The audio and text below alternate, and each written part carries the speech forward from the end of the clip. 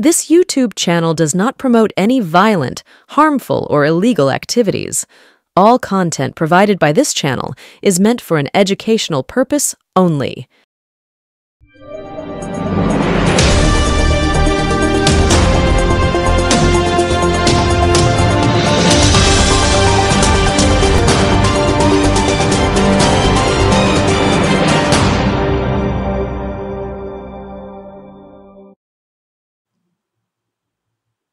দক্ষিণবঙ্গের বিস্তীর্ণ এলাকা জলমগ্ন হলেও বর্ষার মেঘ কিন্তু কেটে গিয়েছে।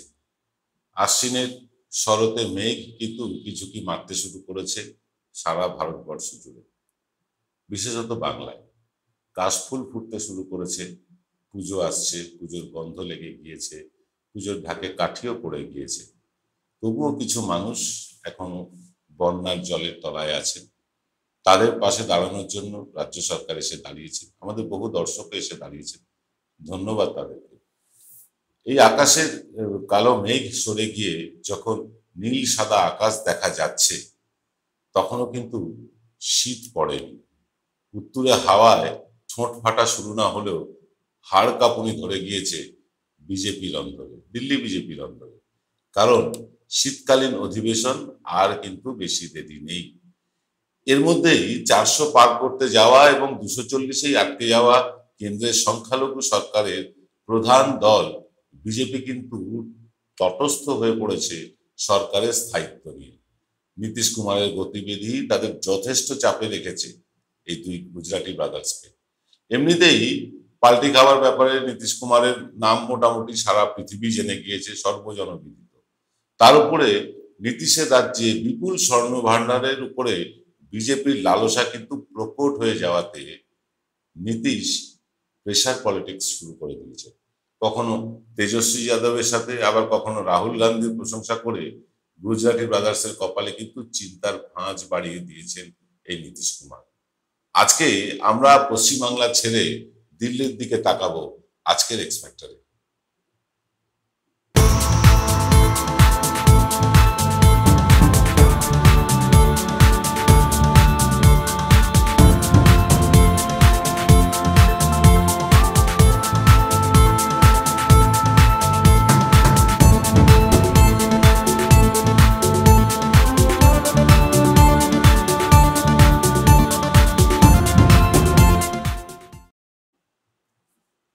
নমস্কার, আদাব। আমি আপনাদের প্রবীর বিশ্বাস। দেখতে শুরু করেছেন প্রত্যেক দিনের অভ্যেস মতো বিশ্বজোড়া বাঙালির আওয়াজ এনকে ডিজিটালের শান্ত এক্স ফ্যাক্টর।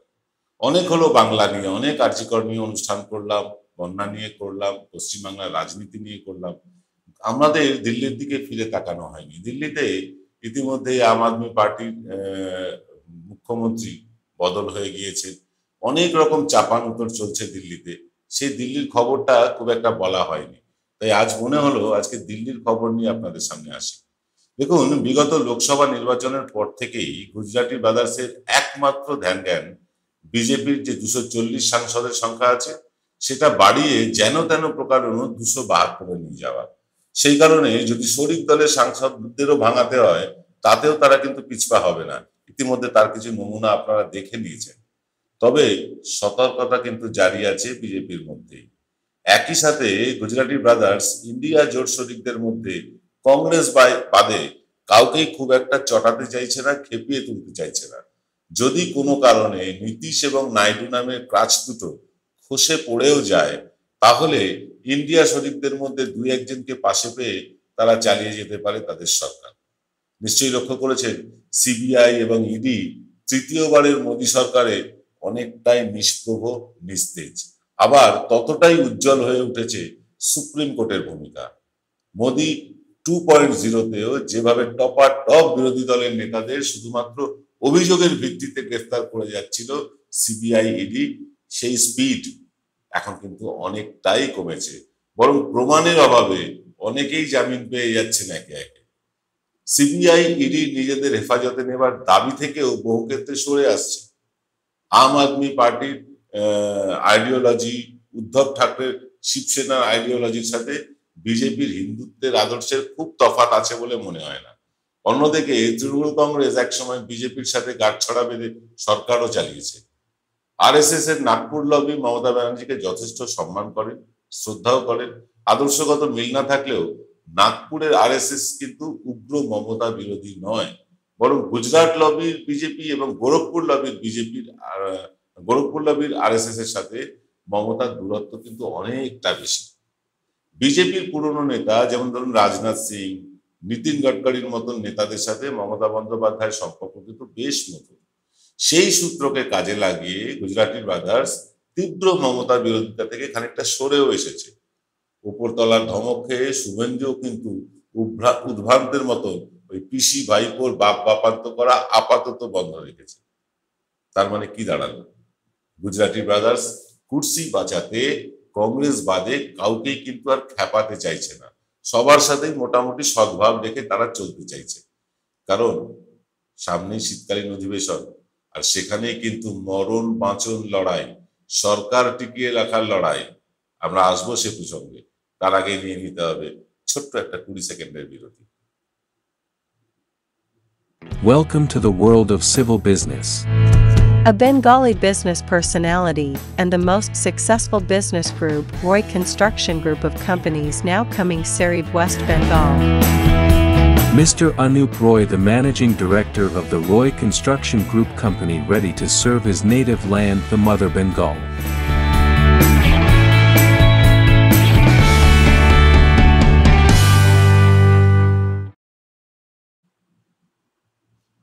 ফিরলাম বিরতির পর। আপনারা দেখছেন এনকে ডিজিটালের সান্ধ্য অনুষ্ঠান এক্স ফ্যাক্টর। দেখুন, অনেকগুলো গুরুত্বপূর্ণ বিল কিন্তু এবার পাশ করাতে হবে গুজরাটি ব্রাদার্সকে আগামী শীতকালীন অধিবেশনে। তার মধ্যে উল্লেখযোগ্য হলো জনজাতি গণনা, এক দেশ এক নির্বাচন এবং আমাদের মতন যে সোশ্যাল মিডিয়া তাদের নিয়ন্ত্রণ করার বিল। প্রত্যেকটি বিল কিন্তু বিজেপির কাছে অত্যন্ত গুরুত্বপূর্ণ এবং বিজেপি নির্বাচনী প্রচারে এইসব বিল রূপায়ণ করবে বলে প্রতিশ্রুতিও দিয়েছিল বিভিন্ন টেলিভিশন চ্যানেলে। এমনিতেই কৃষি বিল, এনআরসির মতন বিলগুলোকে তারা ঠান্ডা ঘরে যখন পাঠিয়ে দিয়েছে তখন তাদের সাংসদ সংখ্যা ছিল 303। অর্থাৎ যখন এই কৃষি বিল, এনআরসি বিল এইসবগুলো যখন তারা ঠান্ডা ঘরে পাঠাচ্ছে তখন তাদের সাংসদ সংখ্যা 303। এবার কিন্তু তা কমে হয়েছে 240। একক ক্ষমতায় একটিও বিল পাস করানোর ক্ষমতা কিন্তু বিজেপির আর নেই। তাই কংগ্রেস ছাড়া বাকি বিরোধীদের সাহায্য তাদের চাই। শরিক দলের সাহায্য যদি কোনো কারণে না মেলে বিরোধীদের সাহায্য লাগবেই। বিশেষত নীতিশ কুমারের আচরণ রীতিমতো গোলমেলে লাগছে বিজেপির কাছে। কখন যে তিনি আবার ডিগবাজি খাবেন তা বলা যাচ্ছে না, যায়ও না। তিনি দেশের মধ্যে সবচেয়ে আনপ্রেডিক্টেবল নেতা, এটা সকলেই জানি আমরা। কখন যে কোন বিলের বিরোধিতা করে গুজরাটি ব্রাদার্সের গণেশ উল্টে দেবেন তা ঈশ্বরেরও অজানা। তাই আগামী শীতকালীন অধিবেশন গুজরাটি ব্রাদার্সের কাছে যে সবচেয়ে ক্রুশিয়াল তা কিন্তু তাদের বডি ল্যাঙ্গুয়েজে স্পষ্ট। 56 ইঞ্চির মোদিকে এত রিজু, এত কোমল, এত নরম আগে কখনো আমরা দেখিনি। সংসদে যে যা পারছে গুজরাটি ব্রাদার্সকে আর অর্থমন্ত্রীকে তুলোধনা করে যাচ্ছে। ওম বিড়লা হোক বা জগদীপ ধনখড় বিরোধীদের বকাঝকা করেও থামিয়ে রাখতে পারেননি। গত বাজেট অধিবেশনে আবার আগের মতন পাইকারি হারে সাংসদদের বহিষ্কারও করতে পারেননি তারা। প্রায় সব বিরোধী দলের সোচ্চারে চাপা পড়ে গিয়েছে শাসকের কণ্ঠস্বর, যার ঠিক উল্টোটাই কিন্তু আমরা এতদিন দেখতে দেখতে অভ্যস্ত হয়ে গিয়েছিলাম। এখন আর অমিত শাহের সেই আক্রমণাত্মক অঙ্গভঙ্গি, মোদির খিল্লি করবার নাটকীয় রীতি আর দেখা যাচ্ছে না। অনেকটাই নিস্তেজ, নিষ্প্রভ লাগছে গুজরাটি ব্রাদার্সকে। টিভি চ্যানেলে বিজেপি প্রবক্তাদেরও যতটা কংগ্রেসের ব্যাপারে মারমুখী দেখা যাচ্ছে, অন্য বিরোধীদের ক্ষেত্রে কিন্তু তা দেখা যাচ্ছে না, অন্তত জাতীয় টেলিভিশনে। সব মিলিয়ে এক আকেলা সবপে ভারী কিন্তু আর নেই, বরং ইন্ডিয়া জোট শরিকরা সবাই মিলে ওই দাম্ভিকতাকে প্রায় দুর্বুশ করে পিষেই মেরে ফেলে দিয়েছে। সর্বত্র মোদির ছবি দিয়ে প্রচার কিন্তু ধীরে ধীরে কমে আসছে। উগ্র হিন্দুত্বের গেরুয়া নিশান ওড়ানোর রাস্তা থেকে অনেকটা সরে আসতে বাধ্য হয়েছে বিজেপি। সুপ্রিম কোর্টেও আর বিভিন্ন বিষয় নিয়ে পরামর্শ সূচক ফোন যাওয়া বন্ধ হয়ে গেছে বিজেপির অফিস থেকে।